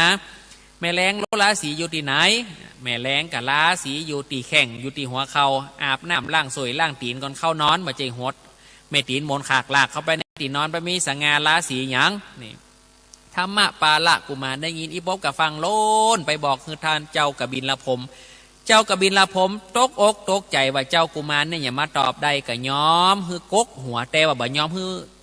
เจ้าธรรมะปาละเป็นคนกกกับทอดผ้าขาดนะมะจะกกคอตัวเก่าแต่ก็ห้องลูกสาว7 คนมาว่าสู่เคยไม่ได้เนี่ยอีปอตอบปัญหาก้านต้าพนันกับเจ้าธรรมะปาละเนี่ยปอก้านปัญญาเขาปอจำเป็นต้องถูกกกหัวแต่หัวปอเนี่ยนะถ้ามันเสด็จขึ้นบนฟ้าฝนบะตกแห้งแล้งหมดเนี่ยฝนเตรียมจะได้กระจ่างเติมมันถึงบะตกนี่ถ้าตกลงไปในมหาสมุทรน้ำแห้งหมดตกลงไปในแผ่นดินบะเมียไฟไหม้ไตลามเขากาปิจสลีตายพักเหี่ยวพักแห้งหมดเพราะจะนั่นฮือสู่7 คนฮือเปลี่ยนกันเอาพานมาใส่หัวปอฮือไปเวดแห่เวดเขาไกลลาดพวกปีใหม่คือถ้าปีนี้สังขารล่องไปวันใดก็เป็นตาของนางคนใดที่จะเวียนไปอันนี้ก็เป็นประวัติคร่าวๆของประวัติของสังขารล่องเนาะละจะล่องไปจะใดบ่ล่องไปจะใดนั่นก็ขอให้ปีนอศรัทธาได้อยู่ดีมีสุขเหมือนกันอาติการโตสังขารปีเก่าหลวงปนไปแล้วปีใหม่แก้วพญาวันก็ได้มาจุจอดหอดเถิงลำเปิงยังเจ้าศรัทธาขอให้ได้อยู่จุ่มเนื้อเย็นใจอยู่มีใจไปมีโจกให้สัพพทุกโศกกังวลอนตรายทั้งหลายในกาละมาเถิงเติงยังปีใหม่ศรัทธาเจ้าข้าขอฮือผาสจากยังข้อปีข้อเดียนข้อวันข้อยามรับฮือใดเงิน10,000ตื่นฮือใดเงินแสนวันใดแก่นก็ขอฮือใดคำเต่าบันนาวนี่เนอะฮือใดโจกดีมีสุขอายุมันยืนยาวสุขภาพแข็งแรงจงมีอายุวัฏสาตีคาเตียงมันฮือใด100 ขวบเข้าวันณะพองสีผิวพันอย่าเศร้าสุขขังเจยบานคำเจ้าพละกำลังวังชามังเต้าอย่าด่วนแก่เท่าชลาโสมดังกำกึดกำปรารถนาของพ่อแม่พี่น้องศรัทธาวังก็มีโดยประกาละชนีได้ปอนปีใหม่จากตุเจ้าบรรโซกันกูคูกูคนปีใหม่ปีนี้ก็ฟังน้ำฟังธรรมตุเจ้าไปสุดแรงสุดวาสาเนอะคือได้อยู่ดีมีสุขมีการมีงานก็มากินมาตานมาหอมปอยหอมรามด้วยกันเนาะขอฮือเจริญโดยอายุวันนะสุขังปะลังสาธุสาธุสาธุมึนไปหน่อยนะลงเนาะโอ้อีละ แน่นอกแน่นใจฟังธรรมจากครูบาปุ้นวัดโซเมืองพะเยาเปิดมาติดมรดกธรรมพื้นเมืองเนาะอานิสงส์ของการปีใหม่เมืองเฮาตั้งปี63แล้วเนอะสนาเนอะปี63นำเสนอศรัทธาได้ฟังกันเปิ้นเทศธรรมมนต์ละบำลำนำเปิ้นก็มนต์ก็ได้ฟังครูบาอาจารย์หลายก็หลายตนหลายองค์ไปอันนี้ก็เอามาใส่ให้ศรัทธาได้ฟังกันที่จริงคุณฟังคุณกล่อมป้อนหนักป้อนหลายมแรงให้เปิ้นไปแอวปีใหม่กันจ้ะ พออากาศมันร้อนเนาะโอ้ที่วัดพระธาตุดอยน้อยนี่ก็ครูบาอาจารย์เนาะพระภิกษุสามเณรศรัทธาญาติโยมก็มากันเป็นคณะเด้อแห่ก้องกันมาเฮาไม่ได้ไปต้อนรับเปิ้นก็เฝ้าสถานีเนาะเปิ้นมาสู่มาคาราวะ อาบน้ำดำโหเอกะเนาะสุมาหลวงปอ มาสุมาคาราวะตามจารีตเหตุหอยตึงไปในตึงไปนอกกดทยอยกันมาถึงแมลงบ่เป็นวัฒนธรรมอันดีงามแต่เดินจีปีใหม่เปิ้นก็ไปสุมากาลาวะเตือก็ไปถามมาไปกี่วัด4 วัด5 วัดก่อนเอากองแห่กันไปก็เป็นที่คือคืนโมนสามเณรนางดังหลังรถกับบ้าไอ้กับต้นนางมาเป๊ะหมดเด้อ เปิ้นได้เกิดน้ำกลางต่างเนาะกดน้ำกันเวลาก็ยังเหลืออยู่ศรัทธาจะได้น้อมนำเสนอเลิน3 น้ำ 4 น้ำสกรรมเด้อ เฮิน3 น้ำ 4นี่หมายความว่าอย่างไรเอาเฮิน3ก่อนเนาะเฮิน3นั้นก็ได้แก่1เฮินที่อยู่ที่อาศัยเนี่ยเฮินที่อยู่ที่อาศัยเขาก็พัฒนากันไปแล้วนะแต่ว่าวันซืนเนี่ยปีใหม่จนถึงกับปีไหนก็พัฒนาให้เดินนึงก็มีนะ 2เฮินโคไฟเฮินครัวไฟก็คือหม้อข้าวเตาไฟเขาเนาะปีไหนเปิ้นก็ซับเตอก็ผิวไว้เตอหนึ่งเนี่ยนะแล้วก็เฮิน3ข้อที่3ก็เฮินลางกายเรือนลางของเขาเนี่ยนะสะอาดหมดจดสดใสมันอาบน้ำอาบน้องเวลาว่ายามหอดนี่ก็อาบมันแต่ก็มันเสริมไว้นะประวัตินะอาบมันแต่ก็ไม่ได้ตุมันเสริมไว้นะบางทีเพิ่นก็ไปเจอยู่น้ำตกปุ่น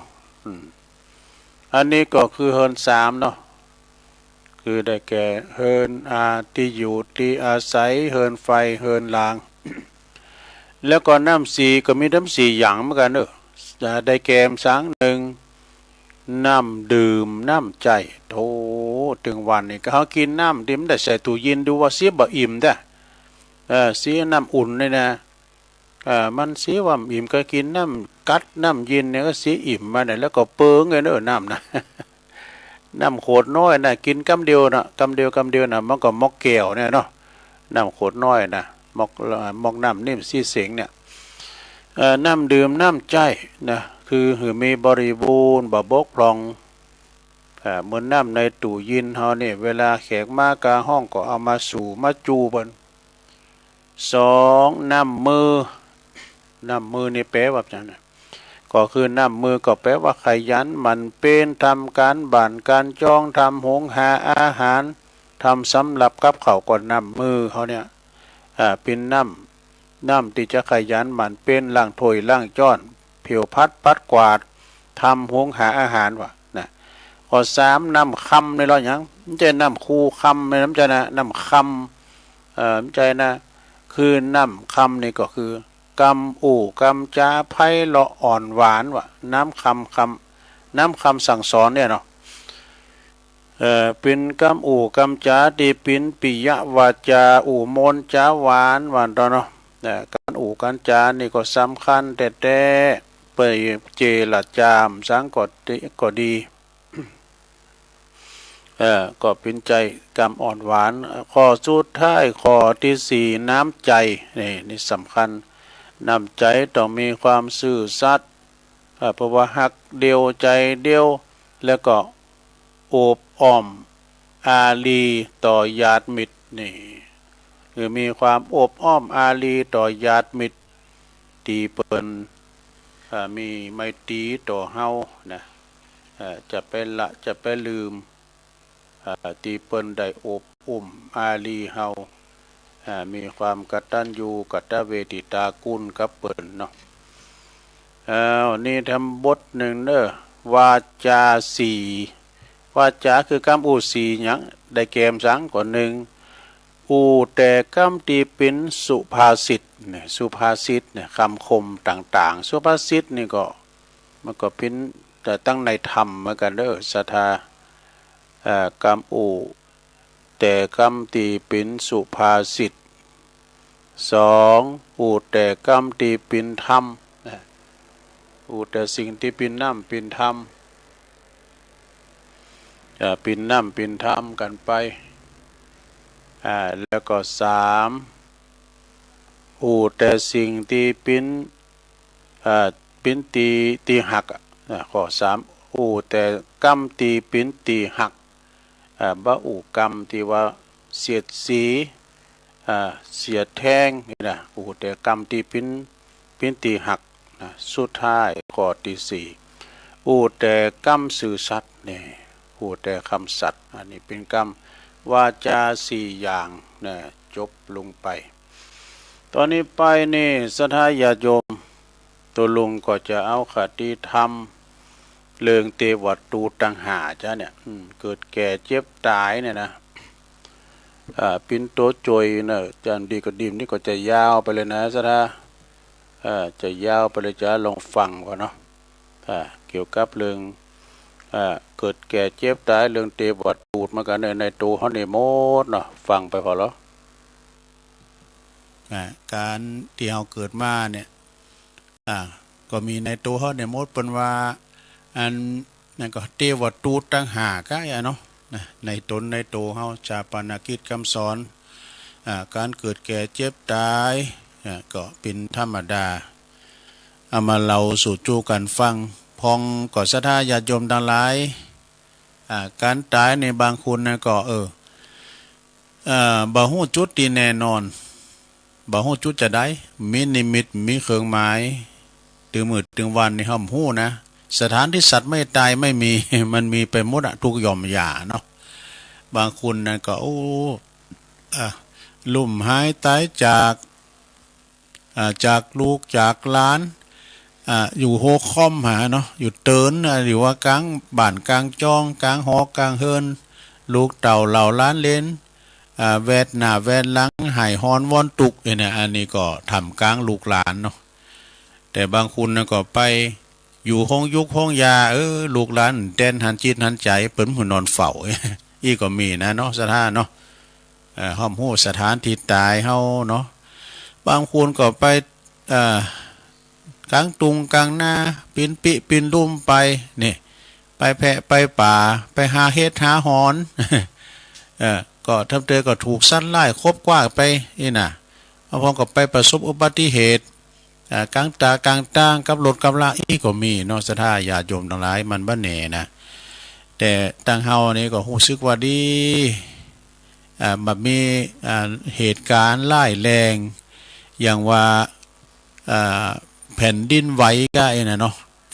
ภูเขาไฟระเบิดก็นะเมืองนอกเมืองนากี่วันที่ผ่านมานี่ได้ยินมาว่าทางอินโดนีเซียบุญนะศรัทธาปรากฏว่าแผ่นดินไหวเนี่ยคุณบนลุ่มหายแต่จากในเป็นร้อยกันนะศรัทธาเนาะนะ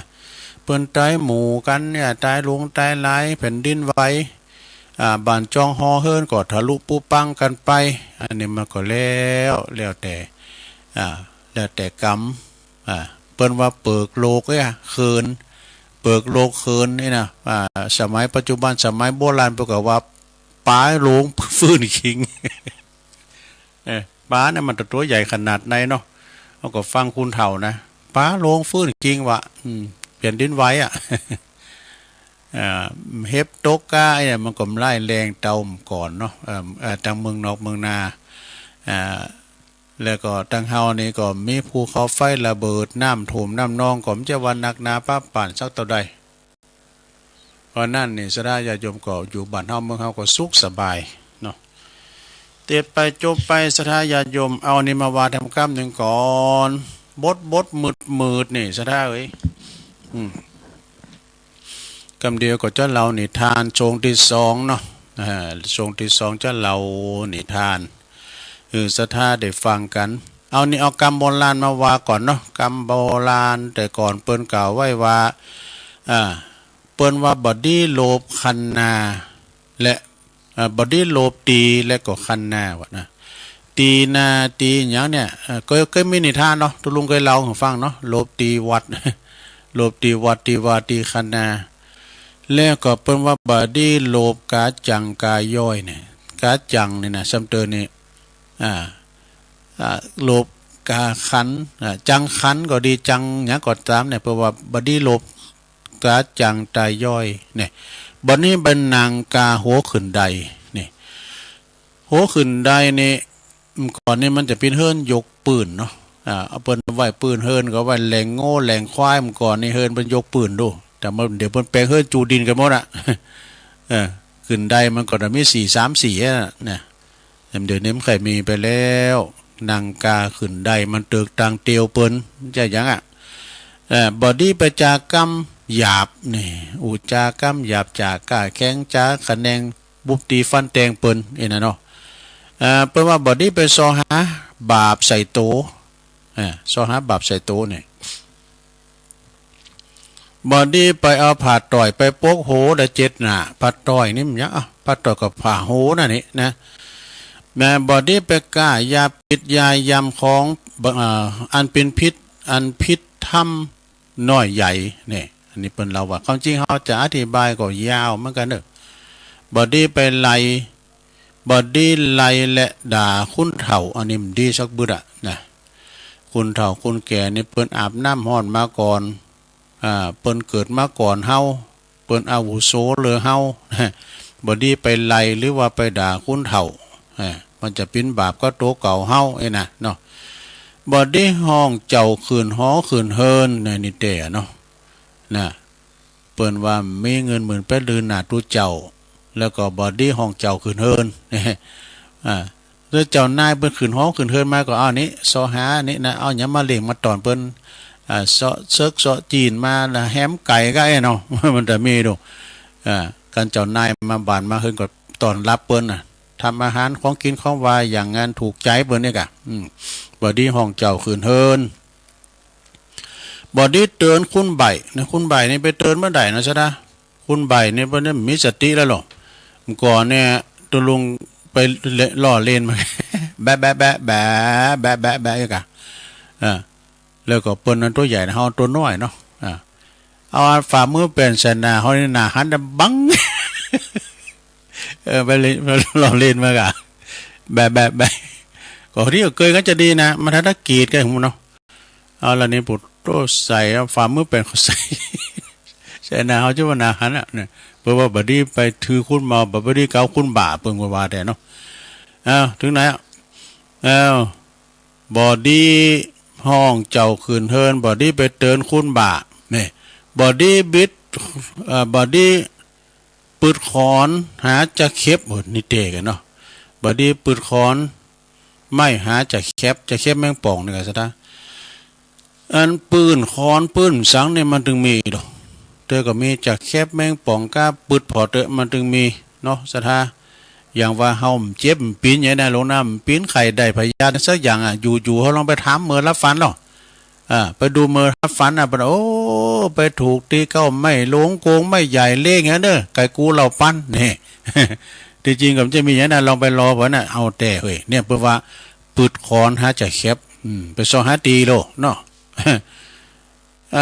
บอดี้ตัดเล็บเมื่อคำยามคืนเนี่ยบอดี้ตัดเล็บยามคำยามคืนลงแต่มันหันนะมันนั่งเข่าเนื้อกันเนาะบอดี้ไปหำหาผีบ่บอดี้ไปหำหาผีไปป่าแฮวไอ้นั่นเนาะสดาป่าจ้าเนาะลองไปหำหาเนาะผีไตเก่าเน่ามึนยังอยู่กันเดี๋ยวเราออกมาพอร้อยเพราะว่าบอดี้ไปหำหาผีไปแพะไปป่าบดูไปหำหาเสือไปนำไปตังเฮอบดีไปห้องหาจักขี่เนาะอันตรายแล้วบดีไปด่าจี้แล้วก็ตีพรามอันนี้มีออกในธรรมเนอะออกในธรรมมาอันมาลายโพดโลกนะด่าจีตีพรามด่าปอตีเมอย่างนี้นะด่าจีตีพรามก็สัมมณะจีพรามเนี่ยนะสะนะด่าคุณเต่าคุณแก่ด่าปอด่าแม่นี่มันดีสักบืดบ่การว่าเปิ้นจักหามก็อย่าไปสอดหมูจะหามเอาคือการมาสอดนะเปิ้นว่าเนาะการเปิ้นบ่ฟังก็จะไปอู่คันเปิ้นฟังหาไปอู่อยู่เนาะสดาญาโยมเนาะการเปิ้นบ่ฮู้กันว่าเฮาบ่ฮู้ก็ขอให้ถามน่ะกันว่าบางงามก็ให้ย่องนี่เอามันจบแล้วเนาะหลวงให้หน่อยเดียวกันอยู่ในไพรปงป่าก็อย่าไปด่ายังเสือยิมเจ้าเนาะไปอยู่ในไพรปงป่าก็ไปด่ายังเสือ ถ้าไปยังแปรยังเฮอก็ไปต่างเงอกว่ะพี่เงอกอ่ะ พี่เงอกนะจะได้แต่ถ้าว่าไปอันนี้เป็นว่าถ้าอย่าไปนินทาว่าหือปอแม่แต่กันเนาะอย่าไปนินทาปอแม่ก็คือเป็นเราขวัญปอเราขวัญแม่นั่นแหละบัดดีกับแล้วล่ะเด้อนะถึงว่าเปิ้นจะให้จะดีจะแก่จะเฒ่าจะคุ้นเซาะข้างถนนหยังก็ตามตุกไล่เข็นใจก็ตามก็คือปอคือแม่เฮาจะปิ้นขี่เหล้าเมายาก็อำซังก็คือปอคือแม่เฮาเด้อนะอันนั้นน่ะเปิ้นถือกำเนิดเกิดเฮามานะถึงแม้นว่าปอจะดับพิจะได้แม่จะพิจะได้ก็ตามเฮาก็จงกตัญญูกตเวทิตาคุณต่อบิดามารดานะหันเปิ้นมีอย่าไปขะไดอันนี้มีมึนแล้วนะหันเปิ้นอยากไล่จะไปดูแควนอันนี้มันกูกันนะได้เปิ้นมังมีซีสุก็จะไปขะไดข้างเปิ้นเนาะเปิ้นตุกไล่เขียนใจก็จะไปดูแควนเปิ้นนี่นะเปิ้นว่ามีเงินแสนอย่าได้อวดอ้างนี่มีได้ขี่ม้าจ้างจะไปลืมดินแต่กันเนาะแม่นเตียวดินก็อย่าได้ประมาทจังพลาตกขุมนี่แต่กะหันคุณซุมอย่าไปพอบ่ว่าหู้ว่าปิ้นต่อก็อย่าไปกายต่อนี่มันได้นะสระต่อมอละนามันครบนะโหงอกไว้นะมีโง่ควายอย่าได้ทำขาแต่กันเนาะ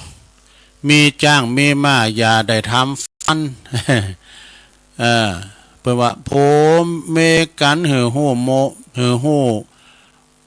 มนอย่าเก่ากำห่วนจ้าหารนี่อย่าด่าลูกหลานคำโก้เข่าอันนี้เทนี่ก็จะได้อย่ายมก่อนนะเราพิจารณาโรยปอยไม่เขาดูดด่าตรงหน้าโก้เข่าขี้เข่ามันล่ำหรอเนาะให้มาด่าเขาเจอขี้เข่ามันอิ่มก่อน กำบะเก่าเปิ้นสอนปันว่าสวรรค์ก็มีในอกหมอนหกก็มีในใจนี่ก้อนฐานไฟแดงอยู่ที่ปากกองตุกกองยากอยู่ที่ตีนที่มือแต่กันเนาะจงหือถือเอาเนอหือมันเนอล้านเนอเนี่ยอันนี้ปู่เฒ่าซ้อนล้านด้วยเนี่ยเนาะศรัทธาญาโยมเนาะอันนี้เราสู่จู้กันฟังเนอเปิ่นเขียนมาก็อ่านไปนะเป็นกรรมบักเก่าโบราณเนาะศรัทธาญาโยมทั้งหลายเอามาเราสู่จู้กันฟังศรัทธาญาโยมได้ฟังกันสักกรรมเดียวนี่ก็อันจะได้เรานิทานนะเรานิทานแล้วก็ประกาศข่าวสารงานบุญสักเล็กสักน้อยอีกเนาะในนี้ก็มาตุกมาแตนเป็นรายการสดนะเขาก็มามาจ้ากันกรรมเดียวก็ตักตังลายเนาะปล่อยตอนสองก่อนตอนสองนี่ก็จะเปิดอันสายยาวหน่อยหนึ่งพิงกูพิงกีมกันเนาะสถานเนาะแต่เดี๋ยวนี้ก็ต้องเสกคืนสัก4-5สายกันเนาะจบลงไปศรัทธาญาติโยมทั้งหลายที่ทานกล่อมก็ดีกำคมมาจากอินเทอร์เน็ตก็ดีนำเสนอศรัทธาญาติโยมได้ฟังเก่าพ้องใหม่พ้องก็ว่ากันไปเนาะมันเป็นกรรมบักเก่าโบราณพองนำเสนอศรัทธาญาติโยมได้ฟังกันไปวันพุกเจ้าก็มาตามปกติอยู่เนอเป็นรายการตุลุงโดยตรงพัดสุกเสาร์วันพุกนี่ก็เป็นวันพัดเนาะเมื่อแรงวันนี้ก็ห้อนสุดแรงเหมือนกันเนอศรัทธาแต่คุณก็ขึ้นมากันเหิดขาดพี่น้องไตก็มาด้วยก็มาไหวพาธาตุพรมสังผ่องอากาศมันฮ้อนเอาลูกหน่อยหอยข่างมาบางพองก็มาก็เป๊ะมาหมดเพราะว่าเปิ้นฮดน้ำกันปีใหม่วันพุกก็เป็นวันปากปีแล้วก็เนาะแกงบันนูนกันแล้วเด้อศรัทธาญาติโยมทั้งหลายปีไหนก็มีเตือเดียวแกงบันนูนก็ตาลเข่าลูกเคาะก้านี่ลดเคาะลดน้ำเป็นเคาะ13น้ำ15วันปากปีปากเดินปากวันนี่นะ เทศกาลนี่มันไปถึงเดินกับนอกสถาเมษาเนี่ย เปิ่นก็สุมากาละวะกันแต่ละตีนะพระสงฆ์องค์สังฆาธิปันปิ้นเจ้าคณะผู้ปกครองก็ดีก็ครูบาอาจารย์พระสงฆ์องค์เนนก็จะมาสุมากาละวะเตือนก็ตีไหนก็วันนั้นก็3 ตี4 ตีแต่ก่อนทุลุงก็เอาพระเนนเขาห้องอ่อนไปสุมาอันนั้นไปกลางวัดสาไปเข้าวัดสาออกวัดสาวะเนาะลดตั้งแต่ปุ่นพุทธนิมิตวะหลวงปู่ครูบามาครูบาบุญมาปุ่นเด้อพระครูอินทยานะรังสีปุ่นขึ้นมาจนถึงปุ่นวัดตุงปุยวะอันนั้นก็เป็นเดินเป็นนั่นเข้าวัดสาปุ่นเนาะศรัทธาญาติโยมก่อนเนี่ยจารีดหีดหอยอันดีงามเด้อตานโกเข่าโกน้ำนี่นะศรัทธาสุมากาละวะปอเมแต่ก็ลูกหลานปีไหนก็มาเจอหนึ่งปีนี้อีหล่าเขามาอย่ากะยื้อยังมาไม่ลงคนน้ำมันแป้ง แต่ก็ยังมาก็อยู่เนาะบางพองก็เปิดก็เมารถกันมามันจะรถเดียวมานะเมากันมาครับมาโดยกันหลายคนรวมกันมาก็ว่าจะคือคักมันก่อนนี่ก็ไม่เคยมีแต่สถาบันเมืองบัดนี้เฮาฮู้กันอยู่เนาะเศรษฐกิจก้านี่เงินคำก็หายเข็มก็เอาเบาๆมอกพอหายพอดีกันไปเอาว่าปีหน้าปีในก็จะดีขึ้นมาจ้าหรือว่าเฮาจะให้หาปีเก่าดิจ้ากองหาปีเก่าปีแล้วมันจะอีลำเลอนี่จ้ะเหมือนกับสังขารเฮาเนี่ยเนาะสดาเนาะสรีระสังขารของเฮานี่อย่างเปิ้นว่าหนุ่มอยู่ก็เป็นยังมันแก่ขึ้นด้วยนั่นน่ะอย่างเฮานี่แก่ลุงเป็นตะวันก็เต็มลุงไปเรื่อยๆเด้อสังขารร่างกายเฮาก็สุดโทรมลงไปหูตาก็แบบเหมือนเก่าเหมือนเดิมไม่นะมันก็เปลี่ยนแปลงไปตามอนิจจังทุกขังอนัตตาเป็นอย่างนี้เป็นธรรมดาเนาะเกิดแก่เจ็บแต่มีตายเด้อกินไปตานไปกันเน้อลงเน้ออย่างว่าเนี่ยเนาะสถาคุณที่ซ้ำเตอนี่ปีไหนเนี่ยมา3 เตอนั่นน่ะตุไปข่มซ้ายอ่อมซ้ายไปปีใหม่เนี่ยโอ้ก่อนปีนี้ก็ยังดีอยู่ที่มาอยู่นะแต่บางพองเนี่ยมันก็มาอย่างว่าวันศี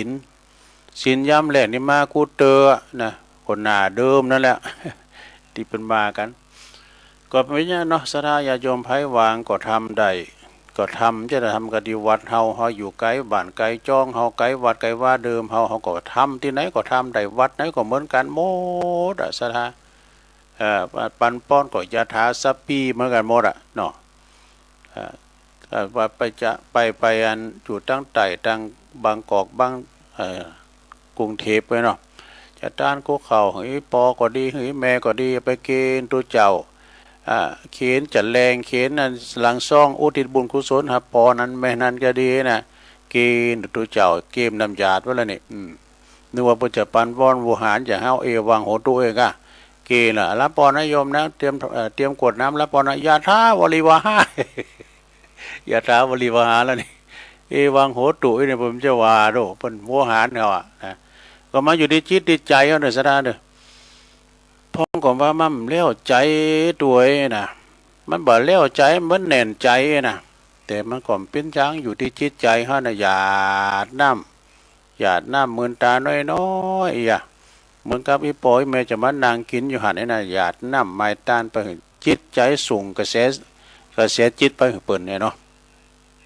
อยู่ที่จิตที่ใจเขาเนอะศรัทธาญาติโยมทั้งหลายยังมีอยู่หลายวันอยู่นะการต้านในด่านต้านได้ถึงวันน่ะจะถามมาออกว่าปีใหม่แล้วนี่เขาต้านขันเข้าได้อยู่โต๊ะปุถโธก็หัดได้อีกได้ตลอดเวลากะนะต้านโกเข่าเนี่ยเป็นต้านตอนตะวันขึ้นถึงเตียงเนอะแต่สังฆทานนี่ได้ตลอดวันเนอะสถานเนาะ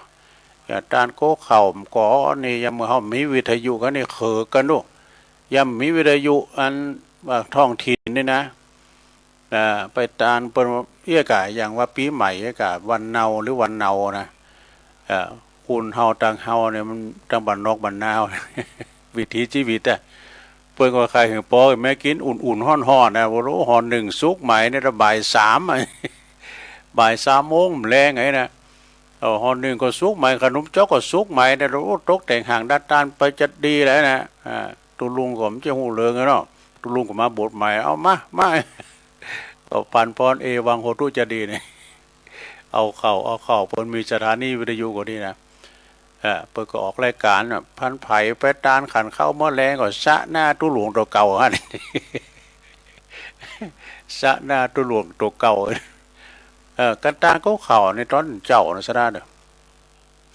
ตอนแรงนี่เขาทำบุญอย่างอื่นอย่างอื่นได้ตานนำตานทำก้าอี้ได้เนาะหรือว่าจะทำบุญสังฆทานเนี่ยได้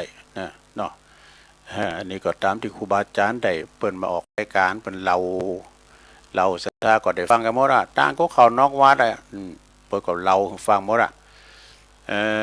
อันนี้ก็เป็นการที่ว่าได้หู้ขึ้นมานะครูบาอาจารย์เปิดมาแนะนำกำอูกำจาไปเนาะแล้วพวกเจ้ามาปะกันใหม่เนาะคุณลุงก็จะได้น้อมนำรายการจากลาศรัทธาไปเป็นเด้อ